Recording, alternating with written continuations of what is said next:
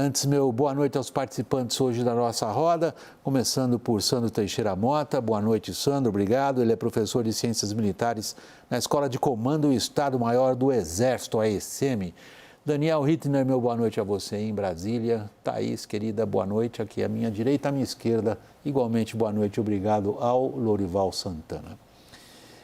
Na visita a Israel, hoje, uma visita super arriscada, não por razões físicas, mas pelas questões políticas, o presidente Joe Biden reiterou o apoio a Israel, mas deu um recado. O recado de Biden foi o seguinte: não faça os mesmos erros dos Estados Unidos ao contra-atacar o terrorismo. Confira. Na visita a Israel, o presidente americano Joe Biden defendeu o direito do país de responder ao ataque terrorista do Hamas, mas fez um alerta. Justice must be done. But I caution this: while you feel that rage, don't be consumed by it. After 9/11, we were enraged in the United States. While we sought justice and got justice, we also made mistakes. O presidente americano se referia à ocupação do Afeganistão. Em 2021, Joe Biden determinou a retirada das tropas que estavam no país há 20 anos. Hoje, especialistas alertam para o risco de uma incursão por terra de Israel na faixa de Gaza, um território densamente povoado, desconhecido dos soldados israelenses e repleto de túneis construídos pelo Hamas. A operação também poderia colocar em risco a vida dos reféns e poder do grupo islâmico, que promete usá-los para conseguir a soltura de 6.000 palestinos presos. São 199 sequestrados de 41 nacionalidades, segundo o Ministério da Defesa de Israel. Hemos montado um Centro Nacional de Inteligência para concentrar e gestionar toda a informação possível, disponível e que se está recabando agora mesmo respecto ao paradeiro de esos rehenes. O esforço por liberar a eles é uma prioridade nacional. Tanques israelenses estão concentrados há dias na fronteira com Gaza. Mesmo assim, a operação terrestre ainda não começou. Soldados foram avisados pelo chefe do Estado-Maior, Herzi Halevi, que a guerra não será curta e que mesmo se outro inimigo entrar no conflito, eles saberão lidar com isso, uma referência ao Hezbollah. O general disse ainda que todos estão enfurecidos, mas continuam agindo com a razão. O Hamas acusa Israel de bombardear um hospital em Gaza na terça-feira à noite. Centenas de pessoas morreram, segundo as autoridades palestinas. Israel nega e divulgou imagens para tentar provar que a explosão foi causada pela queda de um foguete lançado pela Jihad Islâmica que falhou. Israel comparou ainda os danos no solo com as crateras abertas por mísseis da Força Aérea, que são muito maiores. Áudios atribuídos a uma conversa entre integrantes da Jihad que estariam reconhecendo o erro também foram divulgados. Os Estados Unidos afirmam que o disparo que atingiu o hospital não partiu do aliado no Oriente Médio. O Conselho de Segurança Nacional americano diz que se baseou na análise de atividades de mísseis, informações de fontes abertas e nas imagens do incidente. Sandro Teixeira Mota, novamente meu boa noite. A gente começou o programa dizendo que não há boas opções para Israel. Está diante da invasão terrestre de um conglomerado urbano altamente fortificado, com combatentes com uma disposição de morrer, que a gente só viu do Estado Islâmico no norte do Iraque e na Síria. Israel tem quais opções? Boa noite, William. Boa noite a todos aí na entrada. Boa noite à nossa audiência. É uma pergunta difícil de ser respondida, William, não pela natureza da pergunta, mas porque o desafio israelense é enorme. Quais são as opções israelenses nesse momento para que se possa lidar com a questão do terrorismo do Hamas, para que se possa degradar os efeitos da ação do Hamas, suas capacidades militares, suas capacidades de lançar outros ataques contra Israel e dos grupos associados ao Hamas nesse momento, a Jihad Islâmica Palestina, a Brigada dos Mártires al-Aqsa e por aí vai. A gente tem que pensar que sem uma ação militar em Gaza, fica muito difícil isso. a gente tinha um padrão dos conflitos entre 2009 e 2021, Operação Chumbo Fundido, Operação Pilar Defensivo, Operação Margem Protetora e Operação Guardião das Muralhas, que foram operações de Israel voltadas contra o Hamas em Gaza. Aí eu coloco um pouco de lado a operação de 2022, que é a Operação Amanhecer, que foi contra a Jihad Islâmica Palestina, onde você teve uso extensivo de poder aéreo. Em 2009 e 2014, você também teve incursões terrestres nas quais procuraram eliminar os túneis que o Hamas utiliza para contrabandear materiais, para criar arsenais, para criar redes de nodos de comando e controle, assim como arsenais e paióis. O desafio de Israel nesse momento é enorme. A sensação que a gente vê o discurso político-estratégico israelense é de que uma ação é necessária, porque cruzou-se uma fronteira que não havia se cruzado até então. O Hamas demonstrou uma sofisticada capacidade de ataque contra Israel, com os ataques do 7 de outubro. E o que você tem agora é que Israel sente que, meio parecendo que Gaza é uma armadilha, é preciso entrar ali para derrubar as capacidades do Hamas. Agora, o combate urbano, lembro a todos aqui, que é uma das missões mais difíceis a serem dadas a uma força combatente, porque você vai ter que combater no meio de uma cidade, onde qualquer área pode ser utilizada pelo defensor como uma fortificação, para emboscadas, para colocar-se explosivos, armamento anticarro, antitanque e por aí vai, minas terrestres e por aí vai. Fora isso, ainda ressalto a questão dos reféns, que visivelmente, pela questão do Hamas, pelos vídeos feitos e liberados até agora por eles, indicam que o Hamas está num caminho de tentar utilizar-se dos reféns, valer-se dos reféns, no modelo tal como foi feito por eles em 2006, com a captura do Gilad Shalit, que era um soldado israelense e que depois de anos de negociações clandestinas, capitaneadas especialmente pelo Mossad, foi trocado por 1.027 prisioneiros palestinos, muitos associados ao Hamas. Eu vou entrar nesses detalhes um pouco mais tarde. Eu vou passar a palavra agora ao Lorival com uma observação. O Sandro já indicou, o Sandro já falou um pouco das opções militares, políticas, estratégicas, acho que foi a expressão que ele usou, quando se refere ao desafio que Israel enfrenta agora, nessa fase do conflito. O Biden dá um recado aos israelenses, um recado bastante irônico, porque lá atrás, quando ele era presidente da Comissão de Relações Exteriores do Senado americano, isso foi em 2002, 2003, ele foi um dos 77 senadores que acabaram dando ao George W. Bush o mandato para exercer violência militar no Iraque. E a invasão americana do Iraque em 2003 talvez seja um dos piores erros estratégicos no século dos americanos. Estão pagando por isso até hoje. Esse conflito, esse conselho faça o que eu digo, mas não faça o que eu fiz, é o que os israelenses estão fazendo? Sim, eu acho que o Biden reconheceu que ele disse, nós cometemos erros, né? E de fato, mesmo a resposta no Afeganistão, ela, embora naquele momento houvesse toda uma comoção, toda uma justificativa, foi até aprovada pela ONU, pelo Conselho de Segurança, a resposta ao Afeganistão por causa do 11 de setembro, depois se mostrou ineficaz. Quem é que está no poder no Afeganistão hoje? O Talibã, certo? Então, assim, no longo prazo, a lição é de que mudança de regime não é necessariamente a melhor resposta. Na época eu acompanhei de perto isso, estava lá no Afeganistão e havia uma janela de oportunidade de negociar com o Mutawakil, que era o chanceler do Talibã e era rival do Mullah Muhammad Omar.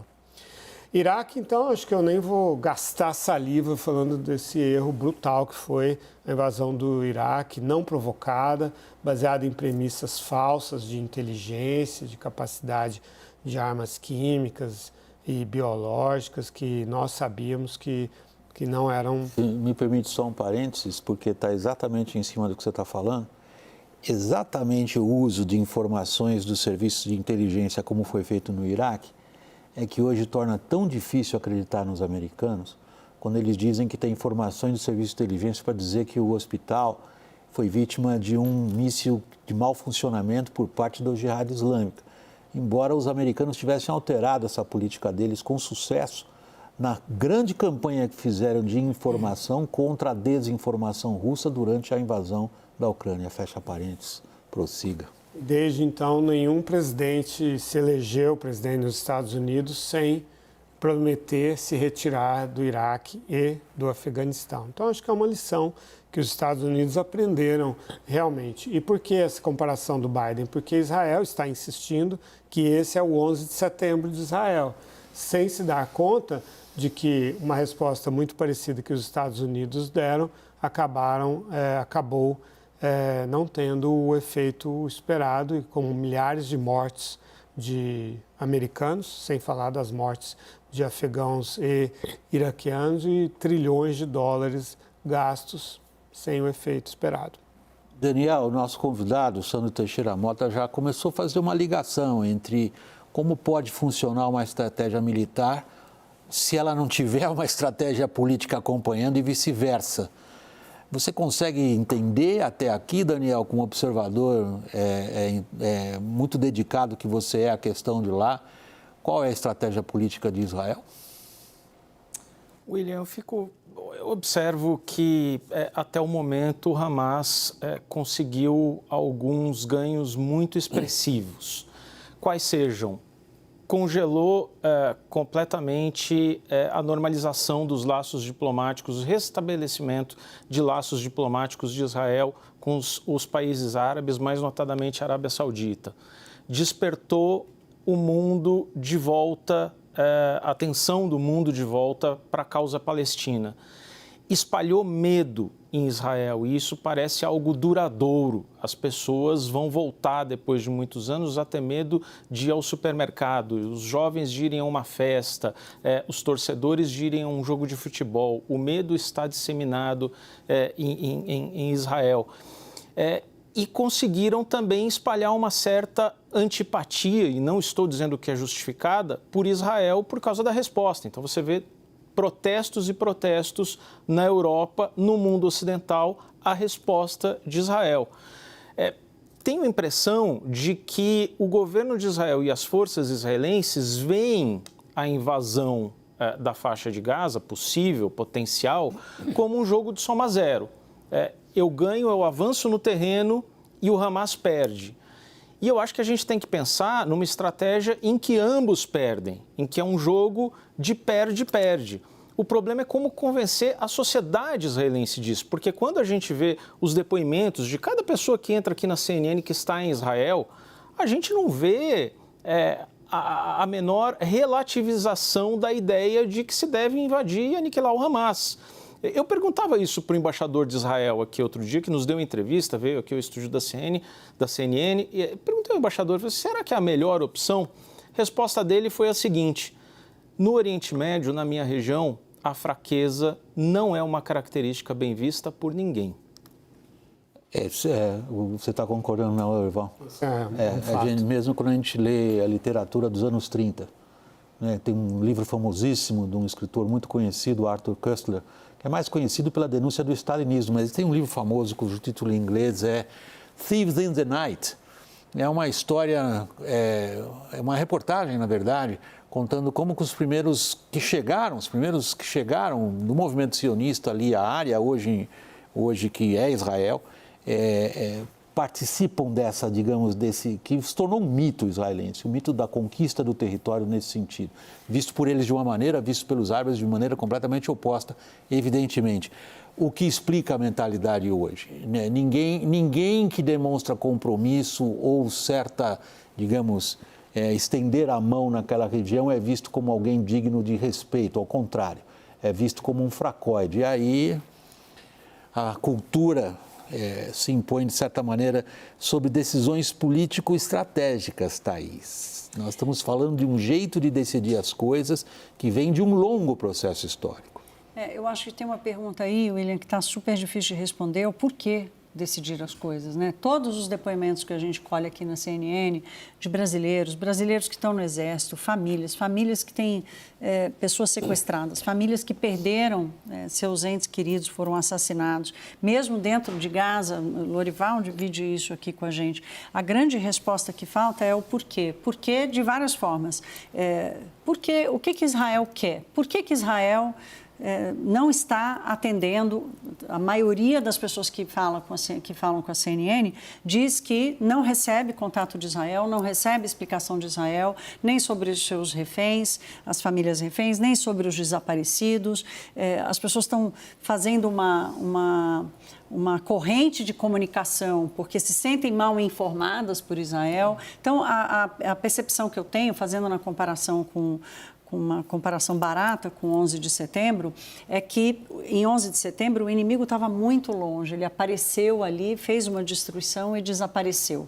O inimigo em Israel está dentro de casa e o governo não tem a resposta, nem se vai entrar, se vai se vingar, se vai salvar os reféns, se vai... E depois que combater, vai fazer o quê? Né? Vai fazer o quê com as famílias? É isso que a gente chama de estratégia política. Exato, não tem. E então, depois? Mas não é transparente, não é óbvia. Sandro, você leciona a oficiais do Exército Brasileiro que vão sair depois da Escola de Comando e Estado-Maior, vão sair coronéis, vão sair já para o generalato. O que você está dizendo para eles a respeito da ligação entre poder civil e militar, quando se trata de programar uma operação militar em função de quais objetivos estabelecidos pelo poder civil? É o caso de Israel. Certo, William. A gente tem que pensar nos termos do bom e velho prussiano Karl von Clausewitz. Você tem que saber o que se quer com aquele conflito, saber o que se deseja com o uso da força. E os objetivos não podem ficar apenas na mão dos generais israelenses. Eles têm que ser muito bem colocados, pontuados e pensados. Talvez seja esse o principal alerta do Joe Biden a Israel que foi dado hoje, no sentido de planejar uma operação que não seja revestida do caráter de vingança, porque isso pode gerar uma catástrofe não só para Israel no curto prazo, mas no longo prazo. Então, uma operação militar deve ser calculada da maneira mais metódica possível, considerando todos os fatores, inclusive os culturais, principalmente os da região. Um outro fator que a gente pode estar vendo aí protelando-se também, talvez sejam as negociações clandestinas que a gente tem observado já em outros conflitos entre Israel e o Hamas, via Qatar, onde está a alta cúpula do Hamas. Então, considerar uma operação nesse sentido, dessa magnitude, eu acho que uma outra camada de dramaticidade nisso. Sandro, só para esclarecer meu ponto, as Forças Armadas de Israel têm condições de cumprir o objetivo político declarado hoje, que é o da eliminação completa do Hamas e da sua capacidade de governar? Uma eliminação completa de um grupo, isso vai ter que ser uma estratégia ampla que vai além da luta militar. Você vai ter que oferecer uma questão econômica, você vai ter que oferecer uma questão política, e isso Israel só pode obter com um forte apoio da comunidade internacional, para que você tire a atração que aquele grupo terrorista exerce sobre parte da juventude palestina hoje, que não tem futuro, não tem panorama e não tem oferta de empregos ou dignidade. E aí acaba sendo seduzida pelo canto do terrorismo. Eu vou pedir licença a todos vocês, nós vamos para o intervalo, a gente volta debatendo o mesmo assunto depois da pausa comercial. Até já.